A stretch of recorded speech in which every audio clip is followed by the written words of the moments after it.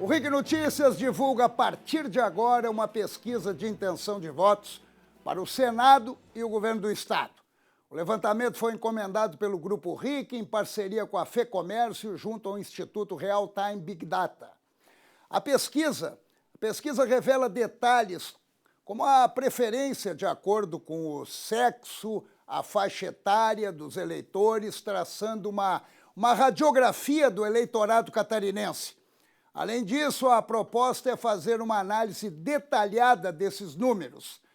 E por isso participam aqui do RIC Notícias de hoje o cientista político Bruno Soler, da Big Data Real Time, que é um instituto responsável pela pesquisa, e os meus colegas jornalistas Altair Maganin, do jornal Notícias do Dia, e Rodrigo Cardoso, da RIC TV Record. E essa edição especial você poderá acompanhar simultaneamente pelo ND Online e também pela página da RIC TV Record do Facebook, onde você pode interagir com a gente. Vamos então ao que interessa, né? Vamos aos números com a repórter Tatiana Corrêa, que também estará conosco durante essa apresentação. Inicialmente, os percentuais da pesquisa espontânea para o governo do Estado. Olá, boa noite, Paulo. Boa noite a todos.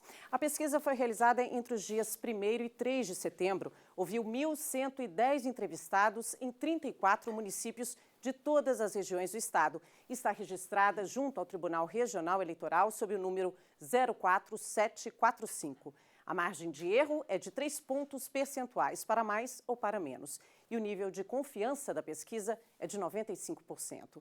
Lembrando que daqui a pouco a pesquisa estará na íntegra no ND Online. Amanhã estará na edição impressa do jornal Notícias do Dia e também será publicada em uma centena de jornais que integram a Associação dos Diários de Santa Catarina e a Associação dos Jornais do Interior de Santa Catarina.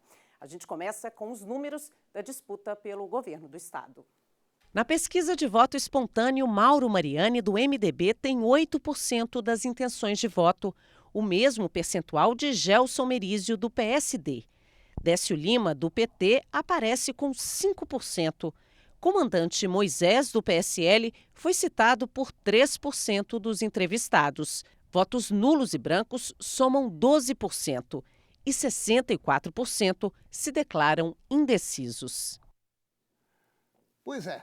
Deu para perceber aí na espontânea, vocês acompanharam, e repetindo, onde não há indicação de candidato, o alto índice de votos indecisos numa campanha que se encerra daqui a pouco mais de um mês.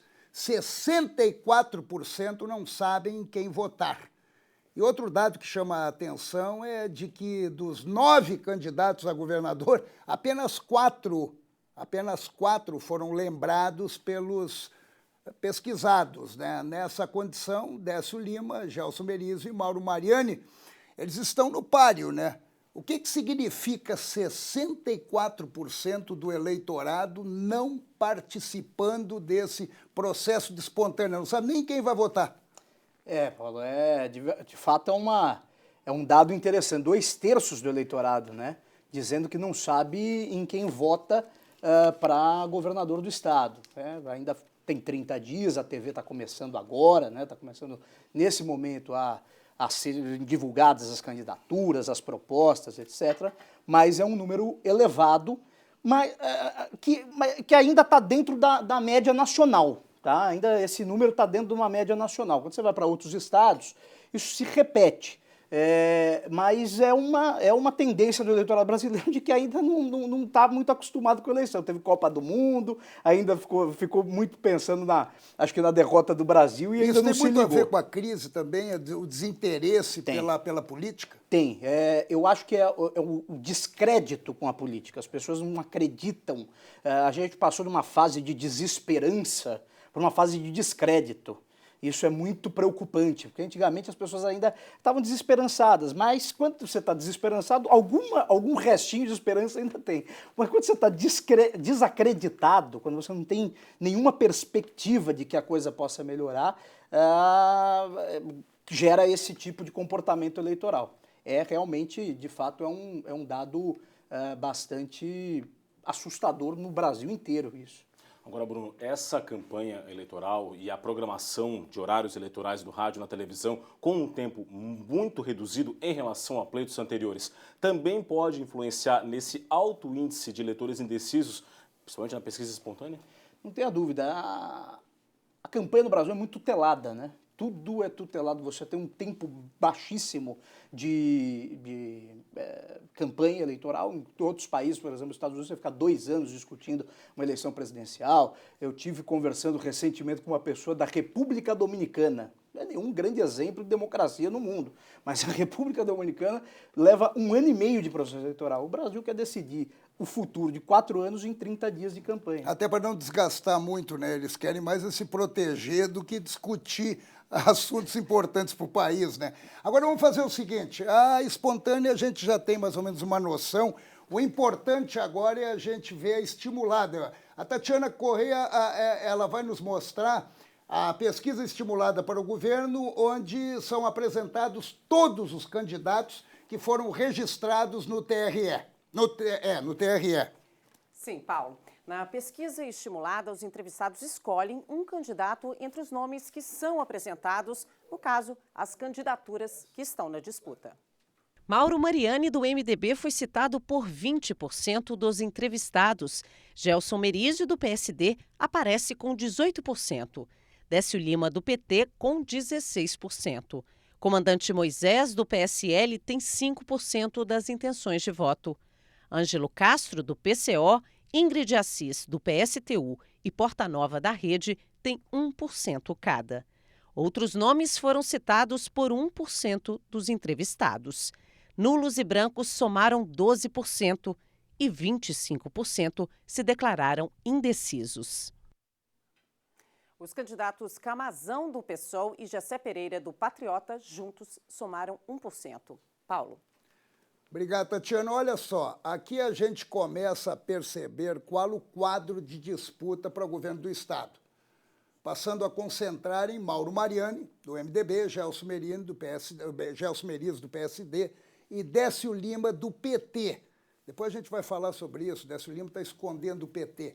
São 25% de indecisos, o que mantém a eleição em aberto e confirmando um segundo turno. São candidatos que nunca disputaram uma majoritária, são conhecidos em suas bases, tentando, a partir de agora, estadualizar o nome, agarrados principalmente no programa eleitoral. Essa pequena vantagem de Mariani se deve, de repente, Bruno, à estrutura do MDB? Olha, pode ser. Na verdade, os dois da dianteira, né? É um empate triplo, né? Mas os dois candidatos que estão na dianteira tem uma coisa interessante, porque ninguém sabe direito quem é o candidato do governo, né? O candidato do governo é o candidato do PSD, que era do Colombo, ou é o candidato do MDB, que é do atual governador? Fica até engraçado quando a gente assiste o programa eleitoral, a gente vê o Mariani dizendo que vai resolver o problema da saúde, essas filas enormes, que vai resolver o problema da infraestrutura, que ele está muito preocupado com o que está acontecendo no Estado, e ele é governo, o MDB está no governo. Isso é um dado que é interessante. Então, as pessoas, o voto do governo tem alguma semelhança. Eu acho que quando você vai esmiuçando um pouco a questão da aprovação do governo, ele vai mais até, as pessoas relacionam muito mais a questão do governo com o Raimundo Colombo e, portanto, com o candidato do PSD. Ele acaba tendo um comportamento mais parecido com a aprovação do governo, né? Mas o que é interessante é que são as duas grandes estruturas do Estado, talvez, né? O MDB e o PSD, com bases em todo o Estado, mas o PT também aparenta um comportamento interessante. O Décio acaba tendo uma votação em todo o Estado, né? Eu acho que a estrutura partidária do PT também ajuda, por mais que o PT tenha uma dificuldade hoje, aqui, principalmente na região centro-sul do Brasil, né? Depois do impeachment da presidente Dilma e etc., mas essas estruturas partidárias funcionam. Então, é um empate triplo, com 25% de indecisos, mesmo quando estimulado, o que deixa a disputa absolutamente em aberto. Agora, Paulo, é interessante que a pesquisa carimba tudo aquilo que era comentado antes na pré-campanha. Duas candidaturas mais fortes polarizando, como tu disseste, com as Candidaturas do governo, com a né? estrutura partidária mais robusta, com as amplas coligações e, por consequência, uma militância mais forte e mais numerosa, com o Décio sem descartar, correndo aí por fora, né, como uma terceira via. Agora, essa situação de empate triplo, tem algum paralelo em outro estado do país? E como resolver essa situação? Até que ponto vai essa indefinição entre os três? Olha, eu tive ontem, inclusive, na Record do Distrito Federal, fazendo um programa parecido com esse que nós estamos fazendo aqui, e a gente estava discutindo isso. O Distrito Federal tem uma coisa interessante, tem um empate quádruplo, e nenhum candidato passa de 15%. Coisa também um índice de indecisos muito alto. Uma semelhança um pouco aqui com o Santa Catarina. Mas não é o comum nos estados brasileiros, né? O comum é que você tenha normalmente alguns candidatos já puxando a fila, né? E daí uma disputa no segundo, terceiro lugar para ver quem que está. Aqui a disputa é pelo primeiro, tá? Na margem de erro está todo mundo empatado. Agora, eu acho que, de repente, eu não sei se é a mesma opinião de vocês, eu acredito que, de repente, com o programa eleitoral, que começou a semana passada, esse índice de indecisos comece a diminuir. Eu tenho a impressão que isso pode vir a acontecer. Existe, na verdade, uma insatisfação, existe, na verdade, uma desesperança, existe, na verdade, até uma repulsa com a classe política, mas o que dá para a gente perceber é que as pessoas estão mais conscientes, elas estão aprimorando o voto. Pelo menos é a minha impressão em relação a isso. Aparece, fazendo um paralelo com a espontânea, 76%, né, somando junto aí os brancos e nulos, eles não sabem quem votar, não definiram, mas os 24 citaram 4 candidatos que concorrem dos 9. Não citaram nomes de fora, ou seja, quem está interessado, está realmente interessado, sabe quem concorre. Agora, essa indefinição, ela se deve por não conhecer os candidatos, por não gostar dos candidatos? O que pode justificar ainda essa falta de uma preferência do eleitorado? Eu acho que ainda tem um desconhecimento dos candidatos, né? São candidatos regionais, né? Candidatos que têm um comportamento de voto muito regional. Tanto que eles estão se apresentando constantemente nesse primeiro período do programa eleitoral. Todo mundo biografias, inclusive, até porque muitos deles são temos 2 deputados federais, né, Mauro Mariani e Décio Lima, temos um deputado estadual, Gelson Mirizo, como você bem disse, candidatos regionalizados. O desafio realmente é estadualizar o nome numa campanha com pouquíssimo tempo para que isso possa ser feito? Esse é o grande desafio dos candidatos, né? E com essa dificuldade, porque a gente vê que mesmo com o processo eleitoral em andamento, já estamos aí uma semana, menos de uma semana, né? Mas caminhando para uma semana aí de primeiro... dizem que a audiência do programa eleitoral é em U, né? Ela começa alta, vai diminuir, depois no final ela volta a crescer, né? As pessoas ficam na definição, querem saber, por isso que os candidatos se apresentam nesse começo, e depois no final é a hora da decisão do voto. O que a gente tá percebendo é que os candidatos vão precisar usar muito essas estruturas das entrevistas nas televisões, a apresentação em jornal, os debates. Eles vão ter que começar a se apresentar para a sociedade nesse momento. Existe um alto índice de desconhecimento dos 3 principais. É interessante. De repente, por isso também esse número de indecisos, né? Claro, isso impacta diretamente na indecisão do voto. Se você não conhece, eu não consigo já definir o meu voto. É melhor esperar um pouquinho. Quando você começa a conhecer, começa a ver que os primeiros são do governo. E daí? E a gente está falando de 3 candidatos, mas nós temos também o comandante Moisés, que subiu um pouco nas pesquisas, apareceu com um percentual Ele vem atrelado com o Bolsonaro, né? Até que ponto esse fator Bolsonaro pode ajudar a aumentar um pouco a intenção de voto do candidato? Olha, o PSL, o partido Bolsonaro, lançou candidatura em quase todos os estados, né? Como ele não tem ali, o Bolsonaro não tem aliança com outros partidos, eles lá acabaram lançando quase todos os estados. E o que eu tenho reparado é que o único estado que eles têm tido um desempenho muito grande é em Roraima. Tem um candidato lá chamado Antônio Denarium, que está disputando os primeiros lugares lá. No restante fica sempre nessa margem dos 5%, 3%, mas pontua. Evidentemente que na verdade, esse voto não é um voto do general, do candidato, o voto é do Jair Bolsonaro, do É PSL. o Mas vamos lá, fenômeno ô, Bolsonaro, né? Não que tenha transferência. Falando em Bolsonaro, amanhã a gente mostra a pesquisa para a corrida por Planalto aqui em Santa Catarina. As pessoas vão meio que se surpreender até amanhã com a potencialidade do Bolsonaro aqui no estado. Olha, um dado importante e interessante que sempre deve ser levado em consideração numa corrida eleitoral é a rejeição.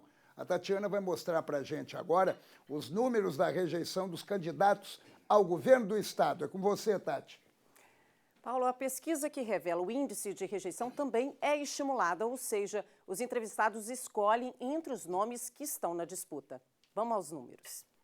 Décio Lima, do PT, aparece com 22%, Mauro Mariani, do MDB, com 17%, Gelson Merizio, do PSD, com 16%, Comandante Moisés, do PSL, e Ingrid Assis, do PSTU, tem 13% cada.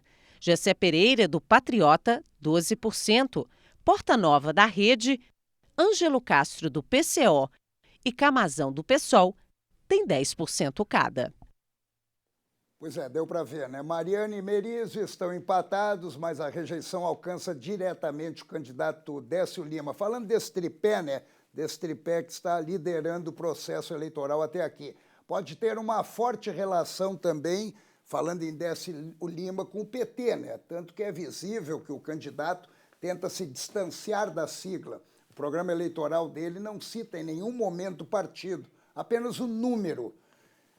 E aí, Bruno, está tentando se proteger? Pode ser uma tentativa de se proteger, sim. O que acontece é que esses candidatos, como eles são, como a gente estava conversando até agora, são desconhecidos, eles também não têm grande rejeição. Mesmo jeito que não tem grande aprovação, eles também não têm grande rejeição.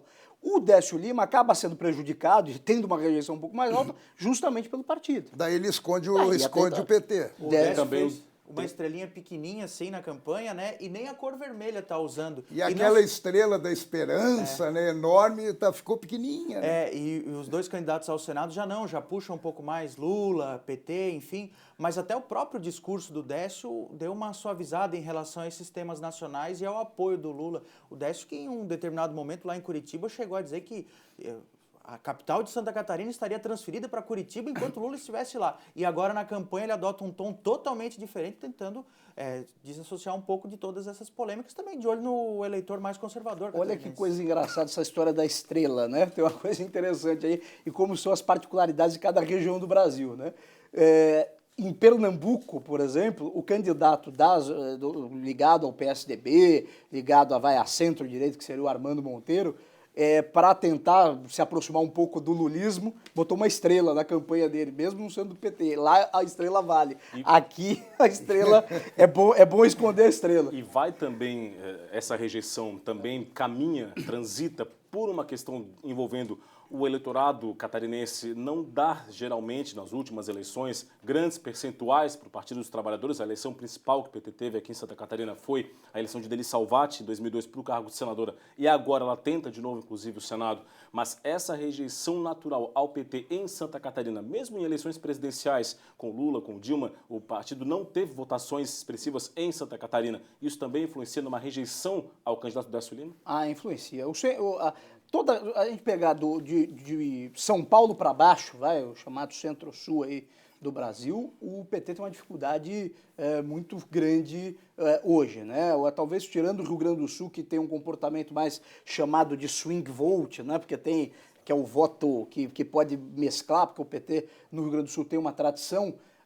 No resto dos estados tem uma dificuldade muito grande. Centro-Oeste, São Paulo e Paraná e Santa Catarina tem essa dificuldade. Mas então, só tem um detalhe aqui, Bruno, que eu tô vendo vocês falarem e eu fiquei me lembrando. A gente vai citar sobre isso, vai falar sobre o segundo turno, que é a tendência natural aqui em Santa Catarina.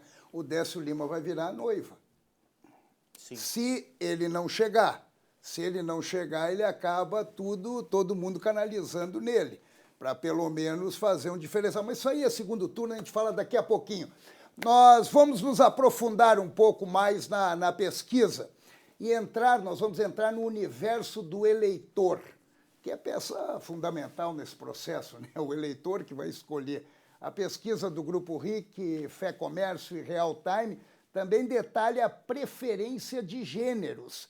ficou claro aí, vocês vão ver, que as mulheres estão com o voto em banho-maria, ou seja, os candidatos não estão alcançando o voto feminino. Terão que mudar de estratégia para conquistar esse importante segmento. Isso chamou muito atenção, chamou muito atenção. A mulher é o eleitorado maior e ela não está se posicionando.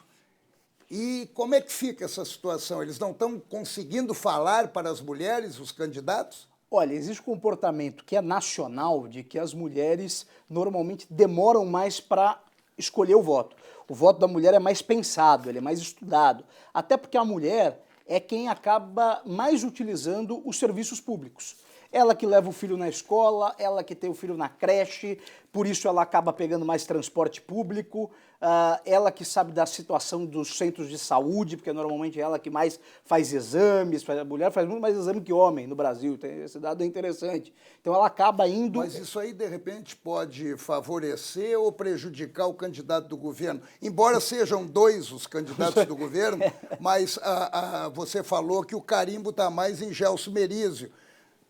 Isso pode prejudicar, já que ela busca o serviço como uma relação de voto? Olha, como a aprovação do governo aqui em Santa Catarina é uma aprovação neutra, né, regular, você não tem nem tanto ao céu, nem tanto à terra, talvez isso não impacte tanto, mas com absoluta certeza não ajuda a conquistar o voto. Porque se o serviço de saúde fosse bem aprovado, muito provavelmente o candidato do governo teria mais facilidade em conseguir essa votação, né? Então o voto da mulher ele é muito estudado, ele tem essa característica do serviço público em si. O que a gente repara é que nenhum dos candidatos, tanto o Mauro Mariani, quanto o Merizio, quanto o Décio Lima, nenhum deles tem o voto feminino maior do que o masculino. A única pessoa que aparece com o voto feminino um pouquinho acima é a candidata Ingrid Assis. A Ingrid, que é a única mulher candidata, né, Sim, daí ela da tá disputa. trazendo o voto dela. E daí ela consegue ter o voto dela.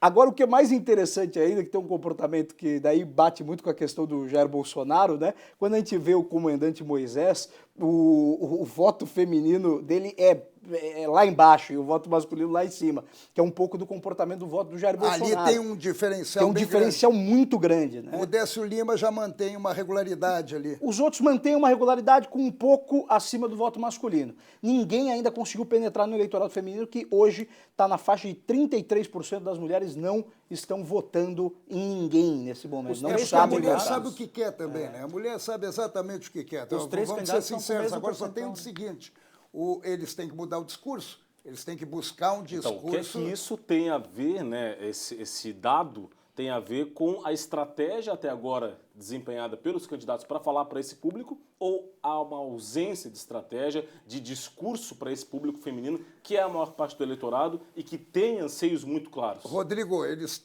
estão acompanhando tanto a nossa aqui, como as pesquisas internas deles. Eles estão percebendo também, daqui a pouco a gente vai começar a ver nos programas eleitorais, eles se dirigindo especificamente para esse eleitorado, que passa a ser um eleitorado importante até para definir.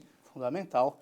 É o eleitorado, se a gente tem 25% de indecisos aí, a gente está falando de quase 10 pontos percentuais que são só mulheres aí indecisas, né? É muita coisa. Eu vou dar um pulo agora para o segundo turno. O segundo turno me chama a atenção. Os números indicam que a eleição para governador em Santa Catarina será definida em segundo turno. Tá dando para perceber isso. Tendo Mauro Mariani e Gelson Merizio com chances reais de chegada, mas também Décio Lima buscando um espaço. Vamos então às projeções para o segundo turno, e isso é com a Tatiana. Paulo, 3 cenários foram projetados, todos entre os 3 candidatos mais citados, tanto na pesquisa espontânea quanto na estimulada. Vamos aos resultados. Num eventual segundo turno entre Gelson Merizio, do PSD, e Mauro Mariani, do MDB, Mauro Mariani aparece com 33% das intenções de voto. Gelson Merizio é citado por 30% dos entrevistados. Votos nulos e brancos somam 17%. E 20% dos entrevistados se declaram indecisos. Em outro cenário, entre Décio Lima, do PT, e Mauro Mariani, do MDB, o candidato Mauro Mariani aparece com 44% e o candidato Décio Lima com 18%. Votos nulos e brancos somam 21% e 17% dos entrevistados se declaram indecisos. Em um terceiro cenário, entre Gelson Merizio, do PSD, e Décio Lima, do PT, Gelson Merizio é citado por 41% dos entrevistados e Décio Lima aparece com 20%. Votos nulos e brancos somam 21% e 18% dos entrevistados se declaram indecisos. Olha, tem que considerar que o segundo turno é uma nova eleição. Nesse momento, ele pode até refletir, o segundo turno pode até refletir alguma preferência do eleitorado, mais distante da realidade. É onde a estratégia de alianças atraindo os derrotados pode fazer uma grande diferença. Mas Mariane volta a se posicionar com base no potencial do partido e também com essa ligação do governo. Agora, antes de falar do segundo turno, eu gostaria até de colocar o seguinte: a gente falou em gênero e também tem região. E nas regiões a gente percebeu que os candidatos eles estão bem posicionados onde tem a base eleitoral. O Merizio no oeste, o Mariane muito bem no norte e o Décio Lima ali no Vale do Itajaí. Agora aqui na capital ainda é um voto a conquistar. O número de indecisos é alto, tanto o eleitorado masculino como feminino, e aqui na capital tem que ter uma atenção muito maior deles. Tem que ter uma atenção. Se a gente tivesse que fazer um cruzamento básico de quem é o eleitor a ser atingido, o eleitor target, a gente diria que é mulher de 16 a 24 anos, moradora da Grande Florianópolis. Esse é o perfil mais indeciso hoje na disputa eleitoral. Acho que aqui entra um pouco do perfil da capital de Santa Catarina, que acolhe catarinenses de todas as regiões do estado. Há em algum outro estado brasileiro uma capital que não tenha o protagonismo e o peso da decisão de voto, como acontece aqui em Santa Catarina? Olha, não conheço. Eu acho que é uma particularidade aqui do estado mesmo. Eles vão ter que se dedicar na capital, Florianópolis ainda, eles têm que buscar o voto daqui. Eles vão ter que trabalhar e muito. Agora chegou a vez da pesquisa para o Senado, onde estão sendo disputadas 2 vagas, né? A Tatiana vai nos apresentar os números. Sim, Paulo. Mas antes, vale lembrar que daqui a pouco a pesquisa estará na íntegra no ND Online. Amanhã estará na edição impressa do jornal Notícias do Dia e também será publicada em uma centena de jornais que integram a Associação dos Diários de Santa Catarina e a Associação dos Jornais do Interior de Santa Catarina. A pesquisa foi realizada entre os dias 1º e 3 de setembro, ouviu 1.110 entrevistados em 34 municípios de todas as regiões do estado e estará registrada junto ao Tribunal Regional Eleitoral sob número 04745.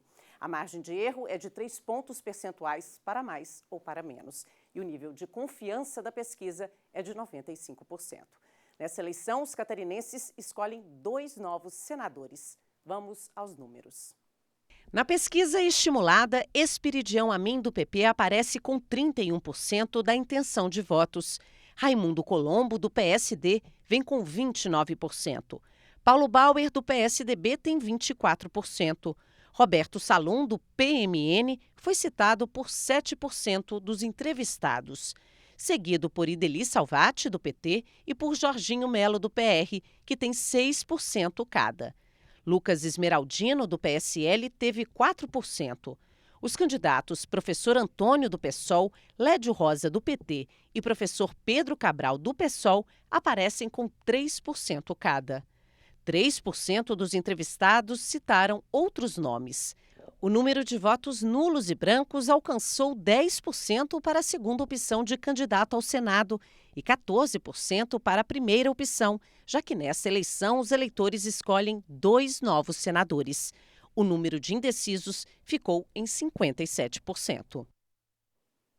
Os candidatos Diego Mesogiorno e Miriam Proshnov, ambos da Rede, e Ricardo Lautert, do PSTU, somaram juntos 2% no primeiro voto e 1% no segundo voto. Paulo.